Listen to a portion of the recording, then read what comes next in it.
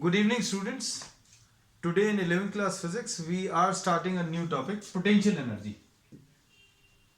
Potential energy is a term which is related to conservative forces only. ये जो term है बच्चों, this is related to only a system of conservative forces. और इसमें शुरू में अभी हम लोग इसकी एक मैथमेटिकल डेफिनेशन लेंगे, फिर इसका कॉन्सेप्ट आगे इसमें एक्सप्लेन करेंगे. इसमें अभी हम लोग ये कहते हैं the change in potential energy. हम लोग पोटेंशियल एनर्जी टॉपिक लिखा, but here we are writing down change in potential energy is equal to the negative of work done by the conservative forces. इसमें change in potential energy of a system is equal to the negative of the work done by the conservative forces. WC इसमें क्या है? This is the work done by the conservative forces. Work done by the conservative forces in moving the object, from initial position I to a final position F. इसमें एक चीज और ये note बनाकर लिख लेना कि ये चेंज इन पोटेंशियल एनर्जी को अभी हम लोग डेल्टा यू से रिप्रेजेंट करते हैं. और ये डेल्टा यू जो है, this is not defined. This is not defined for non-conservative force. ये non-conservative forces के लिए defined नहीं है. अब conservative forces and non-conservative forces that we have discussed in the previous class. आज अभी हम लोग फिर से थोड़ा सा इसको रिपीट कर दें. हमने ये बताया था कि conservative forces ऐसे forces हैं the work done by the conservative force does not depend on the path followed. अगर आप किसी ऑब्जेक्ट को I से F तक ले जाएं, किसी भी रास्ते से ले जाएं, तो अगर ये कंजर्वेटिव फोर्स है, सपोज इसके ऊपर एक कंजर्वेटिव फोर्स काम कर रहा है, then work done by the conservative force will be same for the first path and it will be same for the second path and it will be same for the third path. तो ये conservative forces जो हैं, इनका work done by the conservative force does not depend on the path and the work done for a close path is zero. ये कुछ properties detail में अभी हम लोग लास्ट क्लास में डिस्कस की हैं, है ना. तो अब हम लोगों ने इसमें ये बता दिया कि पोटेंशियल एनर्जी डिफाइन करने के लिए अभी हम लोग सबसे पहले क्या ले रहे हैं, the change in potential energy. So change in potential energy is the negative of work done by the conservative force. तो कंजर्वेटिव फोर्सेस कौन कौन से बच्चों? कंजर्वेटिव फोर्स हम लोग कह सकते हैं ग्रेविटी फोर्स एक है, और एक स्प्रिंग फोर्स है, और अभी हम लोग क्या कह सकते हैं, इलेक्ट्रोस्टैटिक फोर्स है. तो ये सारे एग्जांपल्स हैं किसके? कंजर्वेटिव फोर्सेस के, है ना. इसमें से दो अभी हम लोग डिस्कस करेंगे. ये तीसरा वाला जो है, ये अभी हम लोग स्टडी करेंगे कहां पर? 12th क्लास में. So these are example of conservative forces. अब ये जो अभी हम लोगों ने आज डिस्कस किया है, वो change in potential energy discuss किया बच्चों, है ना. तो change in potential energy is the negative of the work done by the conservative force. बच्चों, अगर हमें कोई ऑब्जेक्ट I से F तक जा रहा है, कोई ऑब्जेक्ट अगर I से F तक जा रहा है और इसमें कोई कंजर्वेटिव फोर्स काम कर रहा है, suppose FC is the conservative force which is acting, तो अभी हम लोग बोलेंगे आप I से लेकर F तक वर्क डन निकाल लो, और वर्क डन निकालने के बाद माइनस साइन से मल्टीप्लाई कर दो. माइनस साइन से मल्टीप्लाई करोगे तो क्या मिल जाएगा? चेंज इन पोटेंशियल एनर्जी मिल जाएगा. इसको थोड़ा सा और इलैबोरेट करके लिख ले रहे हैं. कैसा? हम लोगों ने बोला कि change in potential energy is equal to the negative of the work done. इसको कई बार अभी हम लोग ऐसा भी कहते हैं कि work done by the conservative force is equal to minus delta U. इसका मतलब यह है कि work done work is done by the conservative force, work is done by the conservative force at the cost of potential energy. इसका मतलब क्या है? इसका मतलब यह है कि अगर कोई कंजर्वेटिव फोर्स है then it will be doing some work, और जो वो वर्क करेगा उसकी वजह से उसकी एनर्जी डिक्रीज होगी, और एनर्जी जो डिक्रीज होगी that will be what, the potential energy. इसको अभी हम लोग इलाबोरेट कर सकते हैं। जैसे सपोज फॉर एग्जांपल हम लोग ये कहते हैं कि अगर इस ऑब्जेक्ट को हम लोग रिलीज करें, इस ऑब्जेक्ट को अगर आप रिलीज करोगे तो क्या होगा? This will fall in downward direction. अगर कोई ऑब्जेक्ट नीचे की तरफ गिर रहा है, अच्छे सुनना बच्चों, अगर कोई ऑब्जेक्ट नीचे की तरफ गिर रहा है तो mg नीचे की तरफ है, डिस्प्लेसमेंट भी नीचे की तरफ है। So we say that if the object falls down, if the object falls down, then work is done by the conservative force mg, work is done by the conservative force mg। बच्चों अगर कोई object नीचे गिर रहा है तो इसके लिए कोई एक्सटर्नल एफर्ट लगाने की जरूरत नहीं है। कौन वर्क कर रहा है? वर्क ग्रेविटी वाला फोर्स कर रहा है, और ग्रेविटी फोर्स एक कंजर्वेटिव फोर्स है। तो अगर ये ऑब्जेक्ट नीचे की तरफ आ रहा है तो क्या होगा? इसकी काइनेटिक एनर्जी इंक्रीज होगी। अब इसकी काइनेटिक एनर्जी अपने आप इंक्रीज हो सकती है क्या? तो कहीं ना कहीं से तो एनर्जी आएगी। तो हम लोग इसमें ये बोलते हैं कि कोई ऑब्जेक्ट अगर नीचे की तरफ गिर रहा है तो उसकी काइनेटिक एनर्जी इंक्रीज हो रही है। और इसमें हम लोग ये भी बोलते हैं अगर ये ऑब्जेक्ट नीचे गिर रहा है then work is done by the conservative force. दो अलग अलग चीजें बोल रहे हैं। अगर if this object is falling in downward direction then work is done by the gravity force. पहली चीज ये बोली। दूसरी चीज हम लोगों ने ये बोला कि kinetic energy is increasing, but at what cost? How is it increasing? Kinetic energy किसी भी ऑब्जेक्ट की अपने आप तो नहीं बढ़ती है ना। तो अब हम लोग बोलते हैं कि इसमें कुछ ना कुछ तो कम हो रहा है। तो क्या चीज कम हो रही है? इसमें पोटेंशियल एनर्जी कम हो रही है। तो पोटेंशियल एनर्जी अभी हम लोग कहते हैं जब ये ऑब्जेक्ट नीचे की तरफ गिरेगा इसकी capacity of doing work will decrease. Capacity of doing work कैसे बता सकते हैं? Capacity of doing work is energy.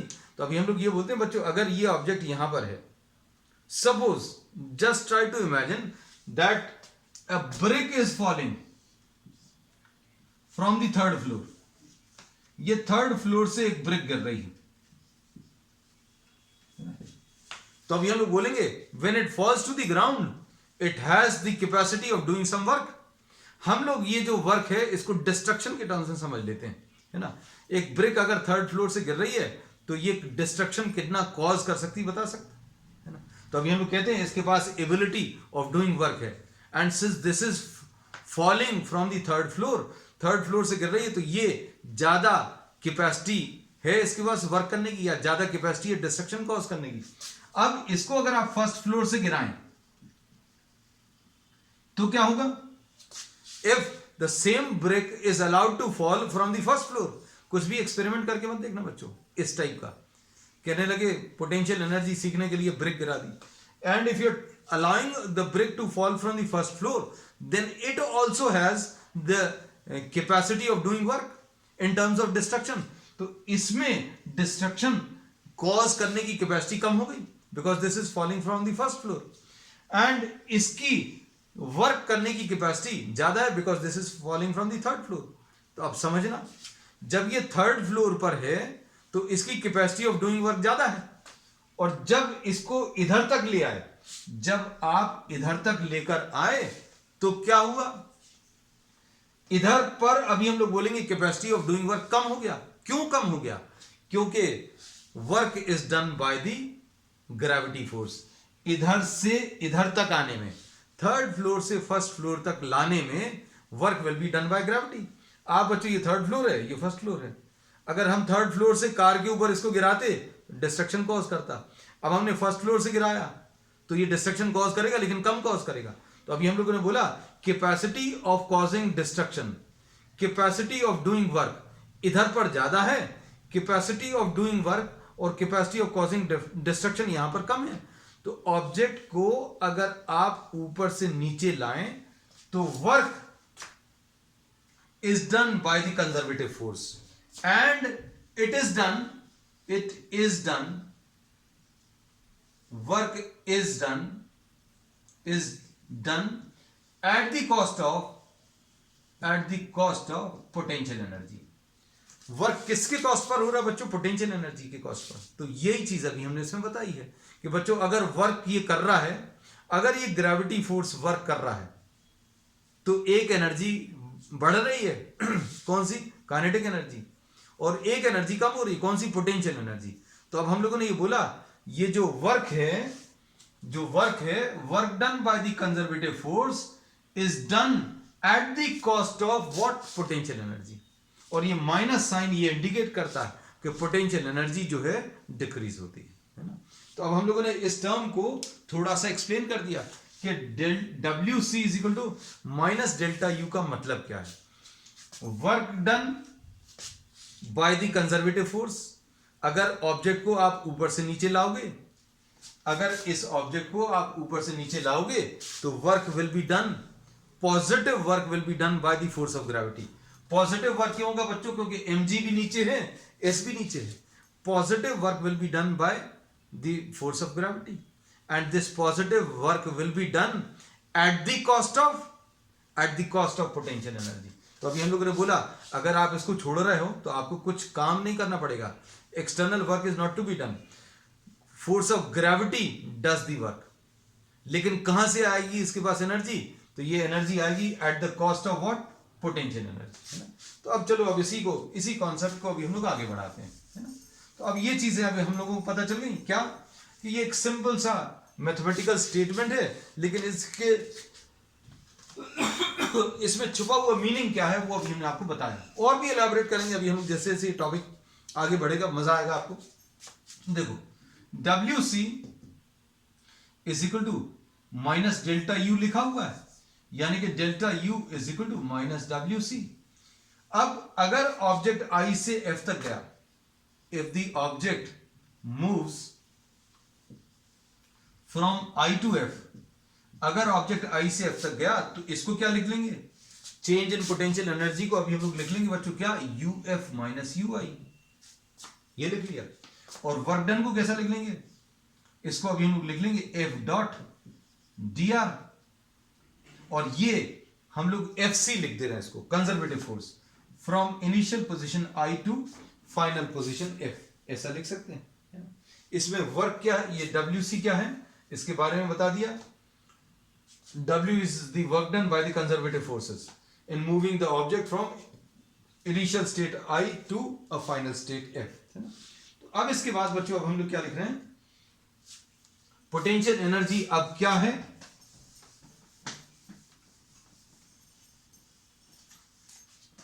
Potential energy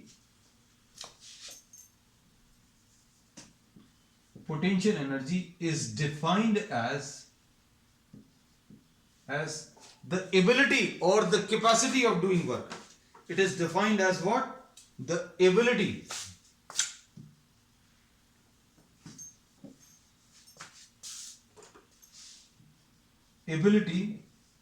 of doing work due to its position और कॉन्फ़िगरेशन। कॉन्फ़िगरेशन का मतलब अभी हम लोग स्प्रिंग वाले जो एग्जांपल लेंगे उसमें ज्यादा अच्छे से क्लियर करेंगे। It is due to what?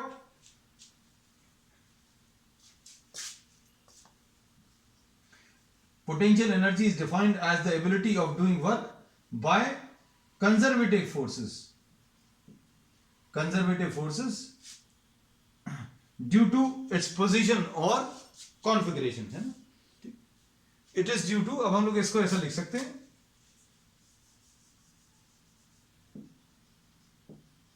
Bye the conservative forces.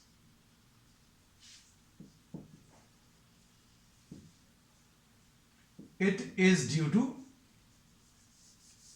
पूरा लिख दे रहे हैं, it is due to the position और कॉन्फ़िगरेशन। कॉन्फ़िगरेशन का मतलब क्या है बच्चों, कोई एक, जैसे वो स्प्रिंग है, स्प्रिंग कॉम्प्रेस स्टेट में है ना, तो इसमें पोजीशन से मतलब नहीं है, this is a compressed configuration, और इसकी वजह से अभी हम लोग बोलेंगे इस कॉन्फ़िगरेशन की वजह से इसके पास कुछ एनर्जी रहेगी। अगर आप इसको स्ट्रेच करके रखोगे तो इसमें भी कैपेसिटी ऑफ डूइंग वर्क आ जाएगा, और इस एनर्जी को अभी हम लोग क्या बोलेंगे बच्चों, इसको अभी हम लोग पोटेंशियल एनर्जी बोलेंगे। ठीक, अब इसके बाद बच्चों नेक्स्ट जो है, अब हम लोग डिफाइन करने वाले हैं क्या, work potential energy theorem.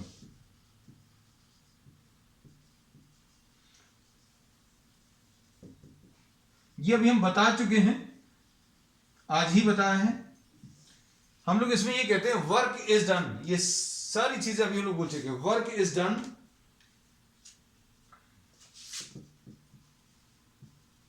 The conservative forces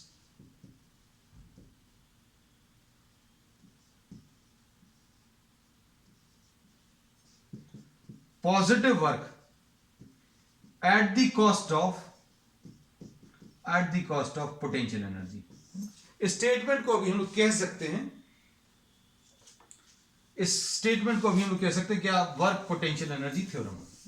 चलो अब नेक्स्ट इसके बेसिस पर अभी हम लोग कुछ टर्म्स आज डिफाइन करेंगे। सबसे पहली चीज जो आज अभी हम लोग लेने वाले हैं वो क्या, gravitational potential energy.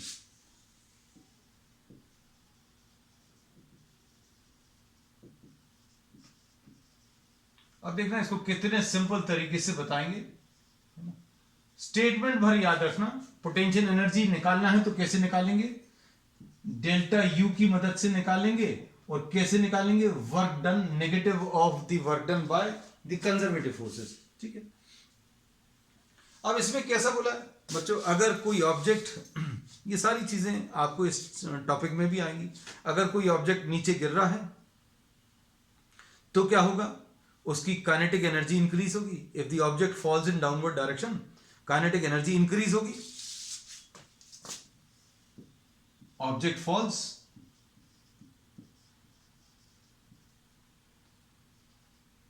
Positive work is done by the gravitational force.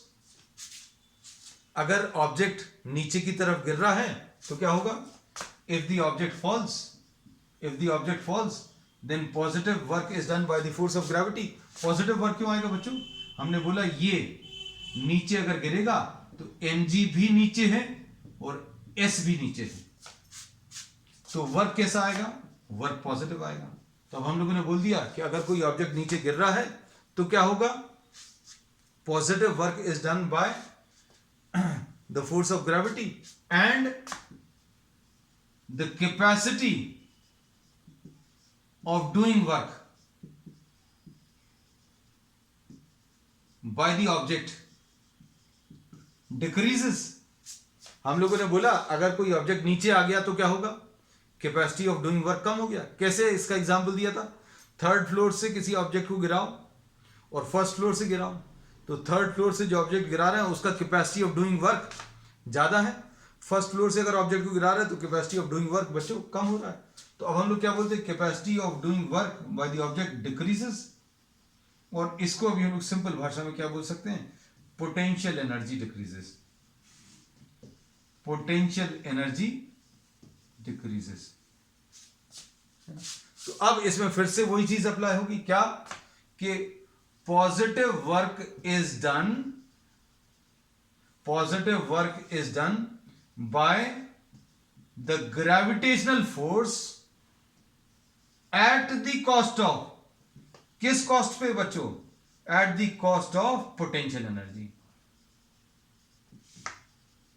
कोई ऑब्जेक्ट अगर नीचे आ रहा है तो work is done, positive work is done by the force of gravity, मतलब ये अपने आप नीचे आएगा। अगर आप इसको रिलीज करोगे तो ये अपने आप नीचे आएगा। Positive work is done by the force of gravity. अब ये अपने आप कैसे हो रहा है, इसकी काइनेटिक एनर्जी क्यों इंक्रीज हो रही, कहां से आ रही है, क्योंकि इसमें एक एनर्जी है जो कम हो रही है। तो ये अभी हम लोगों ने लिखा है, तो अब हम लोगों ने क्या लिखा, positive work is done by the gravitational force and it is done at the cost of what? Potential energy. It is done at the cost of potential energy. चलो अब हम लोग इसको ग्रेविटेशनल पोटेंशियल एनर्जी में इतना explanation देने के बाद अब हम लोग इसका डेरिवेशन दे रहे हैं, एक्सप्रेशन फॉर ग्रेविटेशनल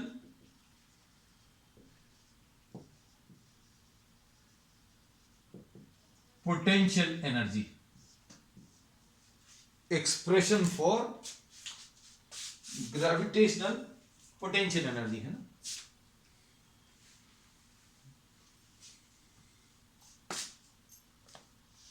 सपोज कोई एक ऑब्जेक्ट है, suppose an object of mass m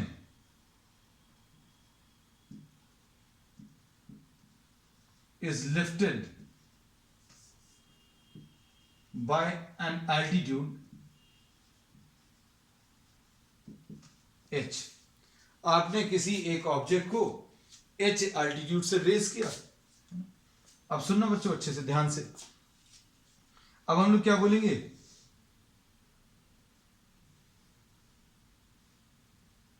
suppose ये y1 है,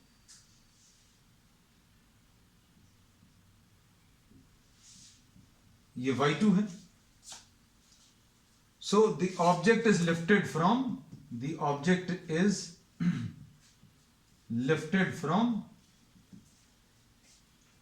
y1 टू y2, और ये कितना आ जाएगा बच्चों, ये y2 माइनस y1 आ जाएगा।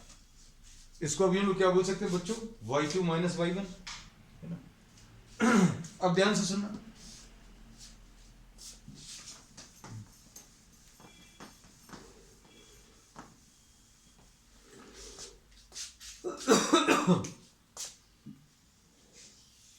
अब y2 माइनस y1 को अभी हम लोग h बोल दे रहे हैं, इस y2 माइनस y1 को h बोल दे रहे हैं। अब देखना, अगर आप इस ऑब्जेक्ट को ऊपर ले जाएंगे, ये देखो ये h है ऊपर की तरफ, नीचे की तरफ mg है, नीचे की तरफ mg है, ऊपर की तरफ डिस्प्लेसमेंट है। तो work done by the force of gravity बच्चों will be equal to F into S into cos theta. ऐसा होता है। फोर्स कितना है, फोर्स नीचे की तरफ mg है, डिस्प्लेसमेंट बच्चों ऊपर की तरफ h है, जिसको कि अभी हम लोग y2 माइनस y1 लिख सकते हैं। लो y2 माइनस y1 लिख दे रहे हैं, और cos थीटा, अब ये फोर्स नीचे है, डिस्प्लेसमेंट ऊपर है, इसलिए इसको 180 डिग्रीज लिख दिया। और cos 180 की वैल्यू कितनी होती है, तो cos 180 की वैल्यू -1 होती है। तो ये आ जाएगा mg into y2 minus y1, और यहां पर ये माइनस साइन आ जाएगा। तो work done by the force of gravity बच्चों ऐसा कुछ आ जाएगा। अब इसको ध्यान से सुनना, suppose we are selecting y1 is equal to 0, let y1 is equal to 0, मतलब आपने इसको कहां से लिफ्ट किया, y1 is equal to 0, फिर यहां पर ये y2 है, अब इसमें ये कितना आ जाएगा, y2 माइनस y1, ये आ जाएगा h के बराबर। फिर से वही चीज है, सिर्फ इसमें एक चेंज किया कि y1 आपने कितना ले लिया, 0 ले लिया। मतलब इसको अभी अपन ने कहां पर ले लिया बच्चों, ग्राउंड पर ले लिया। तो ये कितना आ जाएगा, इसको अगर y1 y2 नहीं लिखना, आप डायरेक्टली भी ये लिख सकते हैं कि आपने इसको ग्राउंड से उठाया और कितने एल्टीट्यूड पर ले गए, h एल्टीट्यूड पर ले गए, है ना। और वर्क डन अगर आपको निकालना है तो कितना आ जाएगा बच्चों, work done by the force of gravity will be equal to नीचे की तरफ mg, ऊपर की तरफ h, तो mg into h into cos 180, यानी कि कितना आ जाएगा माइनस mgh। ये क्या चीज आ गई बच्चों? ये work done by the force of gravity आ गया। अब work done by the force of gravity आने के बाद अब हम लोग क्या करेंगे? डेल्टा यू कैसे मिलता है? Change in potential energy. Change in potential energy is negative of the work done. Negative of work done बच्चों, नेगेटिव ऑफ वर्क डन अगर आप लोगे तो माइनस ऑफ, देखना अच्छे से, नेगेटिव ऑफ वर्क डन, तो वर्क डन कितना माइनस mgh, तो ये कितना आ जाएगा mgh आ जाएगा। तो डेल्टा यू कितना आ जाएगा? डेल्टा यू mgh आ जाएगा। अगर आप इस ऑब्जेक्ट को h एल्टीट्यूड ऊपर उठाओगे तो चेंज इन पोटेंशियल एनर्जी कितना आ जाएगा? mgh। बिल्कुल यही चीज पहले से भी मालूम है, लेकिन इसको डिफाइन करने का तरीका चेंज कर दिया। अगर आप ग्राउंड से h एल्टीट्यूड पर उठाओगे तो भी चेंज इन पोटेंशियल एनर्जी कितना आ जाएगा? mgh। अब सुनना, ये बच्चों क्या चीज है? Change in potential energy. क्या चीज है ये? Change in potential energy. अब चेंज इन पोटेंशियल एनर्जी को uf माइनस ui लिख लो।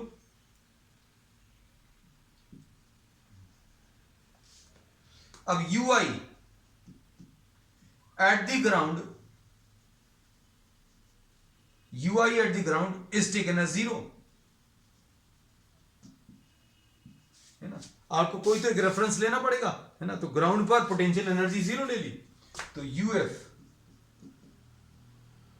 will be equal to what? uf minus 0 will be equal to mgh, और uf will be equal to mgh। तो ये रिलेशन अभी हम लोग ऑलरेडी मालूम है कि अगर किसी ऑब्जेक्ट को आप h एल्टीट्यूड, अगर आप y1 से y2 ले जाओगे तो भी h उठा रहे हो, ग्राउंड से इधर ले जा रहे हो तो भी h उठा रहे हो। चेंज इन पोटेंशियल एनर्जी बच्चों दोनों केस में change in potential energy mgh ही आने वाला है। ये देखो y2 माइनस y1 को भी अभी अपन लोगों ने क्या लिखा था?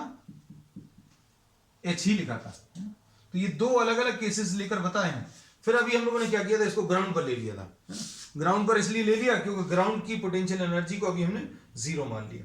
तो potential energy at an altitude h will be equal to what? mgh। तो ये बच्चों क्या है? Gravitational potential energy.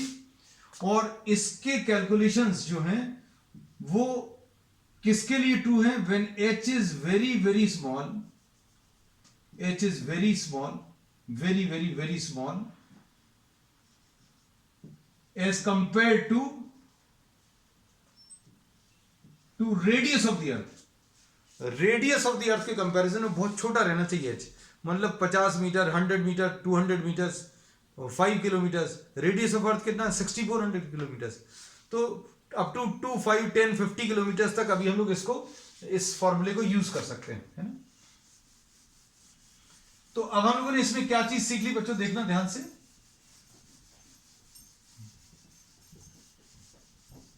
हम लोगों ने सीख लिया क्या? Gravitational potential energy. और ग्रेविटेशनल पोटेंशियल एनर्जी के लिए हम लोगों ने क्या यूज किया बच्चों?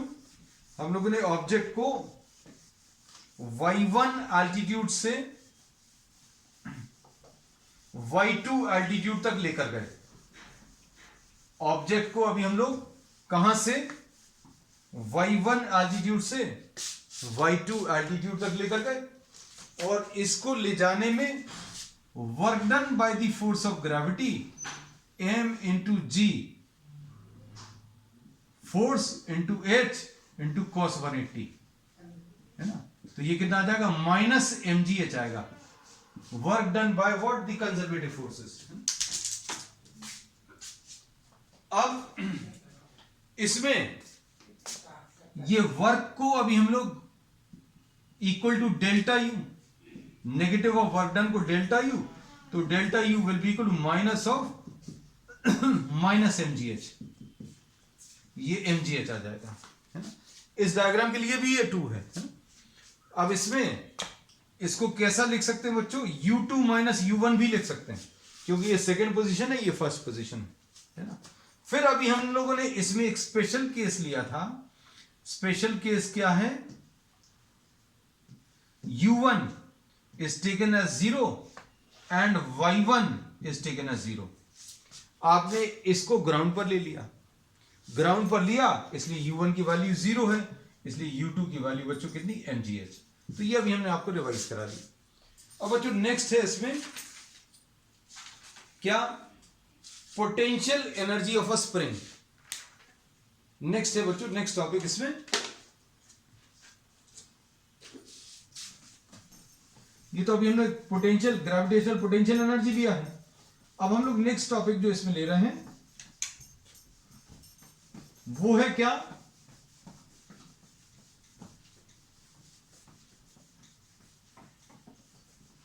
Potential energy of a spring.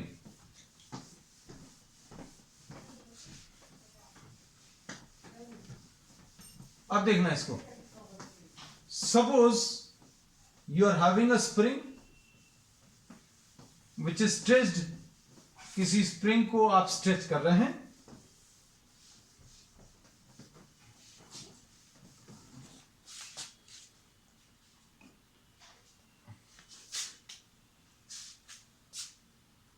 Next topic बच्चों,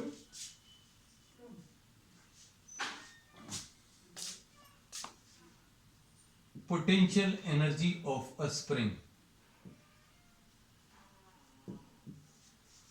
potential energy of a spring. अब इसमें हम लोगों को यह मालूम है, suppose this is a spring and this is a mass m which is attached। आपने इसमें क्या किया बच्चों, एक मास m अटैच कर लिया है ना। अब इसमें क्या बोलेंगे,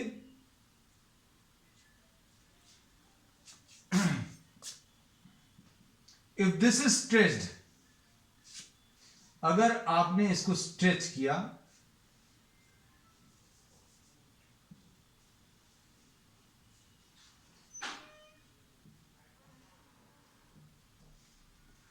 from this position to this position, ये बच्चों x is equal to 0 है ना, ये x1 है और ये स्ट्रेच करके बच्चों x2। तो अब हम लोगों ने क्या किया, स्प्रिंग को स्ट्रेच किया, the spring is stretched from x equal to x1 to x is equal to x2। इसमें भी थोड़ा सा सोचकर देखना बच्चों ध्यान से। हम लोगों ने इसमें यह कहा है कि अगर कोई स्प्रिंग एलोंगेटेड कंडीशन में, इमेजिन करना, अगर आप किसी स्प्रिंग को स्ट्रेच करोगे तो एक स्प्रिंग फोर्स काम करता है। यह स्प्रिंग फोर्स जो है एक कंजर्वेटिव फोर्स है, ये स्प्रिंग फोर्स जो इसमें काम करेगा ये कंजर्वेटिव फोर्स है। और अगर इसको स्ट्रेच करके इधर तक लेकर आए हैं और आप इसको स्ट्रेच करके यहां तक लेकर आए, दोनों पोजीशन में डिफरेंस देखो। इसमें जब ज्यादा स्ट्रेच किया है तो अब ये लोग बोलते हैं इसके अंदर स्प्रिंग फोर्स ज्यादा आएगा। क्यों? क्योंकि स्प्रिंग फोर्स के बारे में अभी हम लोग डिटेल में पहले कर चुके हैं। Spring force is directly proportional to x. Spring force जो है डायरेक्टली प्रोपोर्शनल टू एक्सटेंशन है। इसका मतलब यह है जितना ज्यादा स्ट्रेच करोगे उतना ज्यादा स्प्रिंग फोर्स आएगा। और इसमें जो प्रोपोर्शनलिटी कांस्टेंट आया था बच्चों, वो क्या आया था? kx minus kx। Minus sign ये इंडिकेट करता था कि आप अगर उसको स्ट्रेच करोगे तो इस डायरेक्शन में फोर्स आएगा। If you are trying to pull this towards the right side तो स्प्रिंग फोर्स लेफ्ट की तरफ आएगा। अगर आप इसको कंप्रेस करोगे तो इसमें स्प्रिंग फोर्स राइट की तरफ आएगा। So spring force always acts opposite to opposite to the displacement, जिस डायरेक्शन में कि आप डिस्प्लेस करोगे उसके ऑपोजिट डायरेक्शन में एक्ट करेगा, है ना। अब इसमें ये स्प्रिंग फोर्स बच्चों एक वेरिएबल फोर्स है, this is what a variable force. अब इसमें पोटेंशियल एनर्जी का कॉन्सेप्ट कैसे अप्लाई होगा, सोच कर देखो। When the spring is in stretch condition, इसके पास कैपेसिटी ऑफ डूइंग वर्क है, अगर आपने इसको ज्यादा खींच के रखा है तो ज्यादा स्प्रिंग फोर्स काम करेगा। आपने अगर इसको थोड़ा सा कम स्ट्रेच किया तो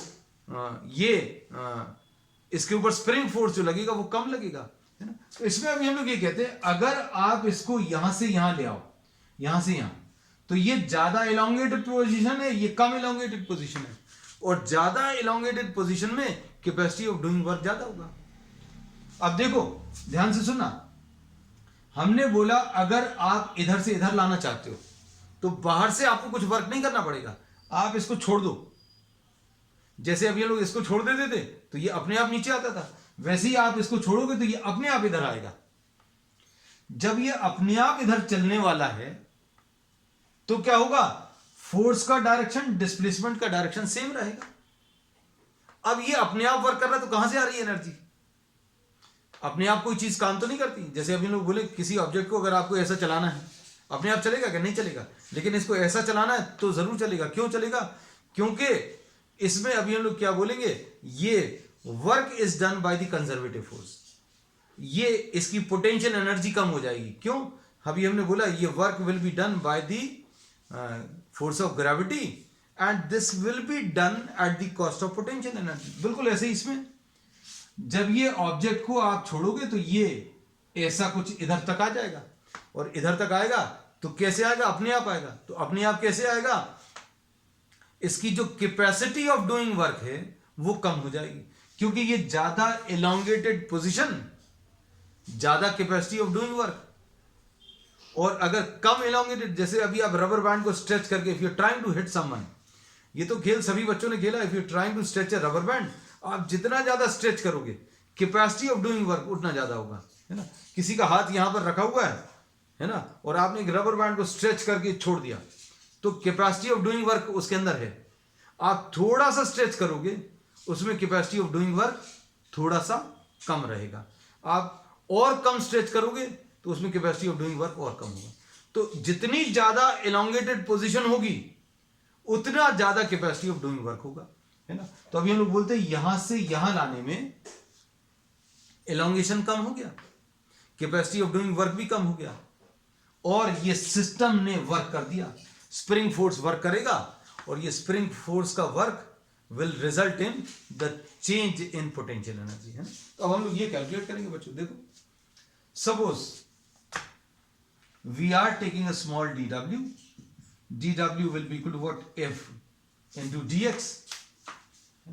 अब इसमें क्या करेंगे बच्चों, f की वैल्यू कितनी है, माइनस kx dx, ये dw आ गया। अब total work done by the spring force, conservative force है, ये कितना आ जाएगा, इंटीग्रेशन ऑफ dw, ये कितना आ जाएगा, minus kx dx।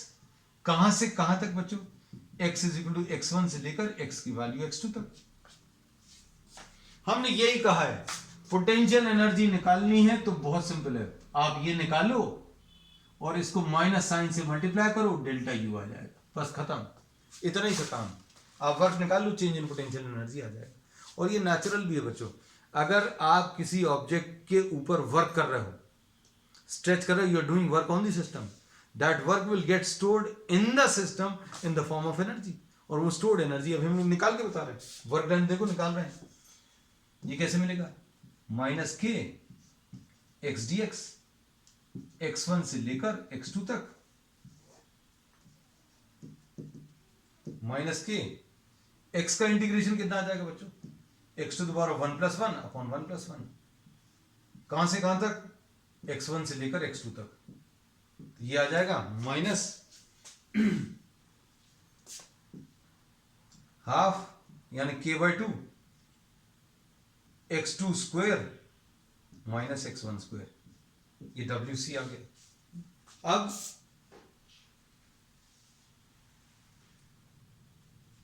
Work done अभी हम लोग निकाल चुके हैं, this is work done by what, the spring force. अब डेल्टा यू कैसे मिलेगा? Delta U will be minus of W, इसका माइनस साइन,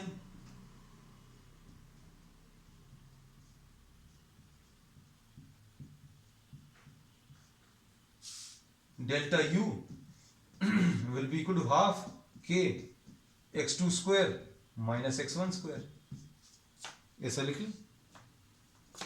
अब इसको क्या लिख लें? u2 minus u1,